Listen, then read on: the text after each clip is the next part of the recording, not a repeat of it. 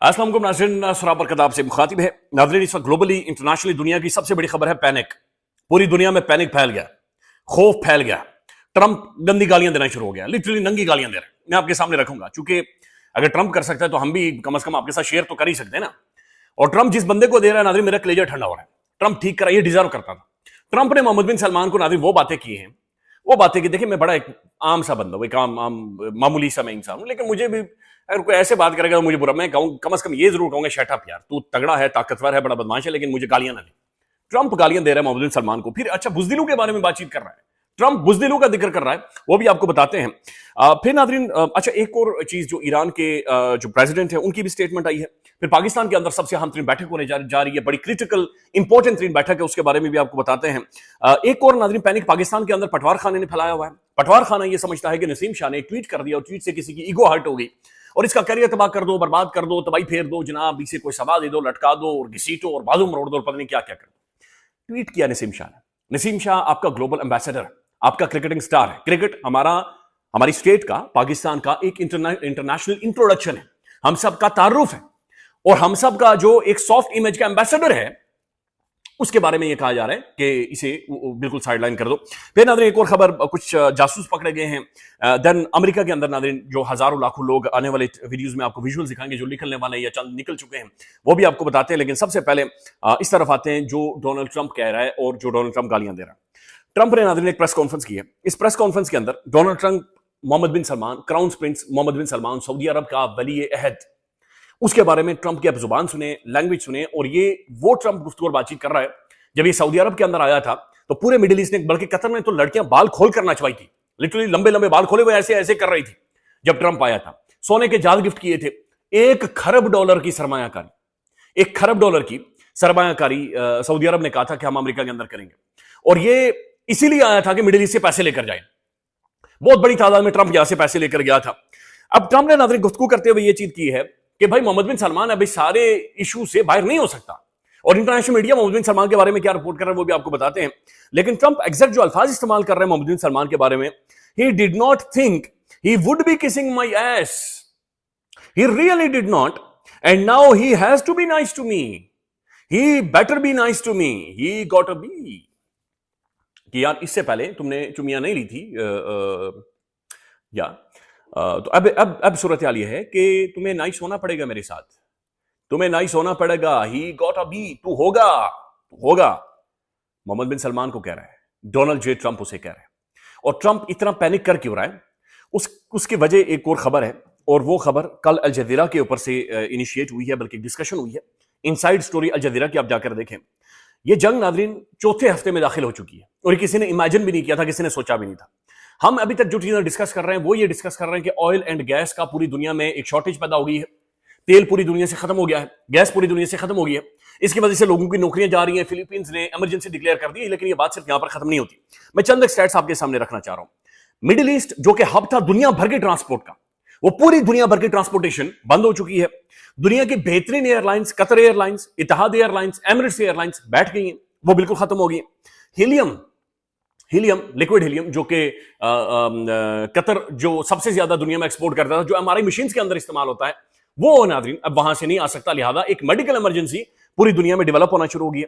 Fertilisers, अब एक बहुत बड़ी तादाद में इंडिया, ब्राजील, कीनिया, अच्छा ऑस्ट्रेलिया, ये डिपेंड करते हैं उस फर्टिलाइजर के ऊपर जो मिडिल ईस्ट से आता है, वाया स्ट्रेट ऑफ हॉर्मुज आता है और आगे इन ममालिक तक जाता है। अब ये फर्टिलाइजर भी नहीं जा रहा, खादें भी नहीं जा रही।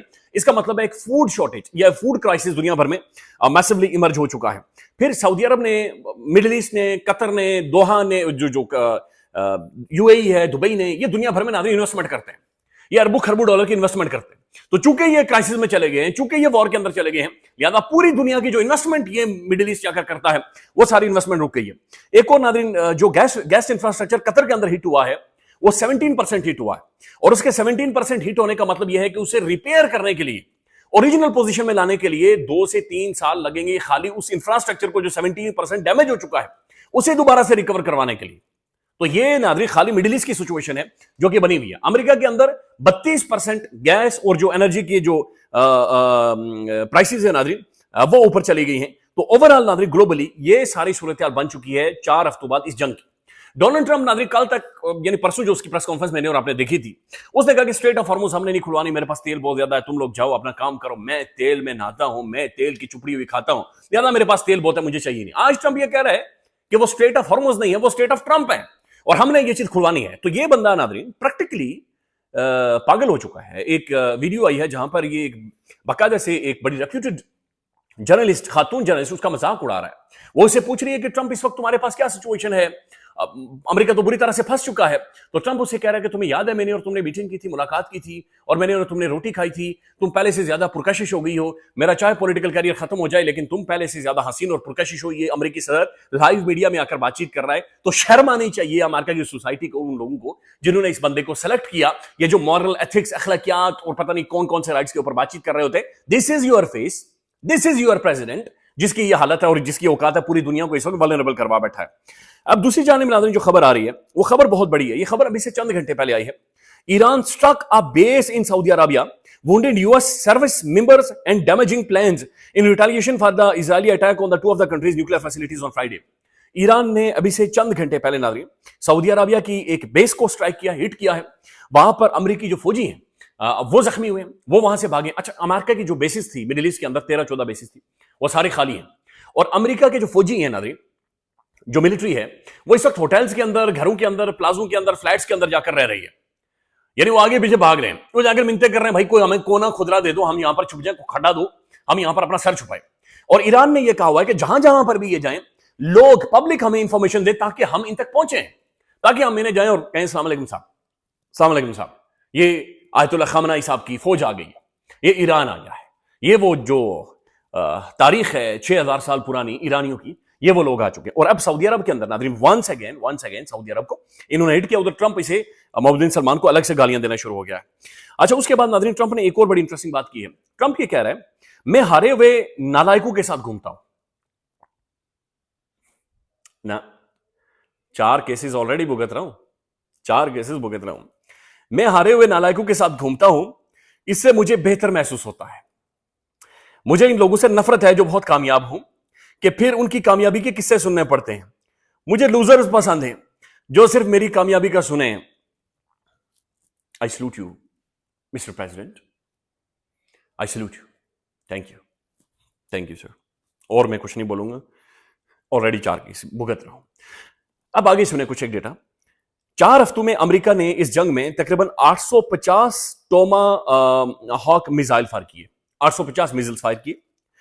मिसाइलों का कुल स्टॉक 3000 से 4000 है अमेरिका के पास टोटल, जिनमें से 840 फायर कर चुका है। फायर किए गए मिसाइल अमेरिका के स्टॉक का 25 से 30% हिस्सा बनते हैं। सालाना पैदावार सिर्फ 90 से 130 मिसाइल है। 850 मिसाइल फिर से बनाने के लिए 7 से 9 साल लगेंगे। बड़ा मसला जो टोमाहॉक के गाइडेंस सिस्टम और सेमेरियम कॉम्बाल्ट मैकेनिज्म इस्तेमाल होते हैं। चीन दुनिया के 90% हाई परफॉर्मेंस ये जो ये आई डोंट नो, यानी चीन बुनियादी तौर पर ये जो इसकी मैन्युफैक्चरिंग है ये पहुंचाता है, या दुनिया की 90% जो हाई परफॉर्मिंग इसके जो इक्विपमेंट्स हैं या जो इसकी जो औजार हैं वो इस्तेमाल करता है। माफ कीजिएगा चूंकि इन टर्मिनोलॉजी से मैं वाकिफ नहीं हूं, लेकिन इंशाल्लाह मैं कोशिश करूंगा इनकी डिटेल्स आपके सामने रखें। तो बताया जा रहा है कि जनाब अगर चीन ने इस सप्लाई को रोक दिया तो अमेरिका के लिए नए मिसाइल बनाना तकरीबन नामुमकिन हो जाएगा। अमेरिका और उसकी छोटू दोनों नाज़रीन, उनके हथियार खत्म हो रहे हैं, उनके पास एक शॉर्टेज डेवलप हो रही है और ये उनके लिए अजाब बना हुआ है।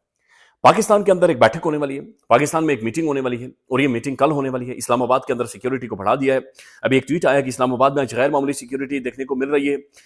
कंटेनर्स लग चुके हैं अपारा जाने वाले रास्तों में और नाकों पर भी सख्त चेकिंग है और इस्लामाबाद के मुख्तलिफ जगहों पर नाज़रीन सख्त किस्म की इस वक्त चेकिंग की जा रही है।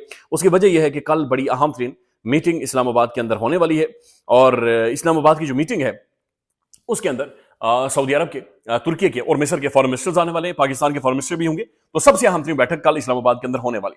दूसरी जानिब अमेरिका के अंदर प्रोटेस्ट शुरू हो गए ना, अमेरिका नीड नो किंग के नाम से ट्रंप के खिलाफ प्रोटेस्ट है और खुलकर वो खड़े हो गए। इन लोग कह रहे हैं कि भाई ये किंग्स की तरह बिहेव कर रहा है, ये कांग्रेस को बाईपास कर रहा है, कांग्रेस को बाईपास करते हुए ये जंगों के अंदर जा रहा है, अमेरिका को, अमेरिकन इंटरेस्ट को, ग्लोबल वर्ल्ड ऑर्डर को नुकसान पहुंचा रहा है, लिहाजा हम इसके साथ नहीं चलेंगे। बहरीन के अंदर नाज़रीन कार्रवाइयां हुई हैं। ईरान की हिमायत करने वालों का बहरीन में हुकूमत मुखालिफ शदीद एहतजाज। कई मुजाहिरीन गिरफ्तार, यानी बहरीन में भी एक अनारकी की सूरत हाल बन गई है। 32 साल का एक नौजवान नादरीन उसे गिरफ्तार किया गया, कहा कि ईरान के लिए जासूसी कर रहा था, बाद में उसकी जान चली गई है।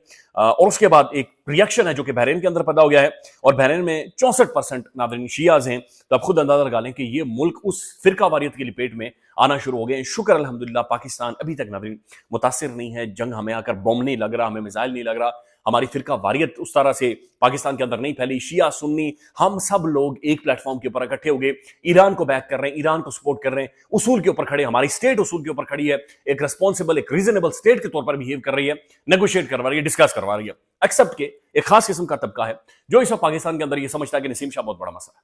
नसीम शाह को नादरीन शोकाज नोटिस दे दिया गया कि भाई आकर अपनी ट्वीट को एक्सप्लेन करें कि आपने क्या किया। क्या इस मुल्क का मसला Nadreen Naseem Shah? Naseem Shah being a citizen of this country, being a star of this country. देखें, मुल्कों के अंदर, स्टेट्स के अंदर नादरीन बयानियां बनाना साफियों का काम नहीं होता, जर्नलिस्टों का काम नहीं होता। हम लोग सिर्फ एक मीडियम है।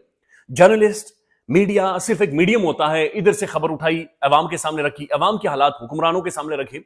ये नसीम शाह जैसे लोग होते हैं जो ग्लोबल एम्बेसडर्स होते हैं, जो क्रीम होते हैं, जो सुपर ह्यूमंस होते हैं, जिन्होंने कंट्रीब्यूशंस किए होते हैं, जो हीरोज होते हैं, जो सेलिब्रेट किए जाते हैं, जिनके लिए कोई बॉर्डर्स नहीं होती, ये मुल्कों के लिए, स्टेट्स के लिए नैरेटिव बनाते हैं।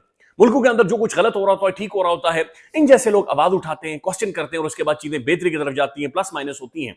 पाकिस्तान के अंदर नादरीन नैरेटिव बनाने का काम साफियों को लगा दिया गया है, और साफी नादरीन सिर्फ माल बना रहे हैं, कोई पेट्रोल पंप बना रहा है, कोई बड़े बड़े फार्म हाउसेस बना रहा है, कोई घर बना रहा है, कोई किन किन चक्रों में पड़ा हुआ है, कोई एमएटीसी करके रियासती अवार्ड दिए जा रहा है। और ये जो लोग जिन्हें बोलना चाहिए, बातचीत करनी चाहिए, वो ट्वीट करें, तो फिर इन्हें सवाएं, मारपीट, गिरफ्तारियां, उठा लो, ये कर लो। और नसीम शाह को, उनकी फैमिली को, उन सबको एक बड़ी घिनौनियस, घटिया किस्म की कैंपेन पटवार खाने ने नादरीन खास तौर पर इसके खिलाफ शुरू करवा दी। मेरे ख्याल में मरियम साहब को स्टेप इन करना चाहिए, कम से कम उन्हें ही इस सारी सिचुएशन को डिफ्यूज करना चाहिए, दिल बड़ा करें। देखिए, अपने लोगों को अप्रिशिएट किया करें। Difference of opinion is an opportunity, इसे अप्रिशिएट करें, लोगों को गले लगाएं। नसीम शाह की ट्वीट से कोई फर्क नहीं पड़ा, किसी की कोई ईगो हर्ट नहीं हुई। ख्याल रखिएगा नाज़रीन, अपडेट करेंगे। अल्लाह हाफिज।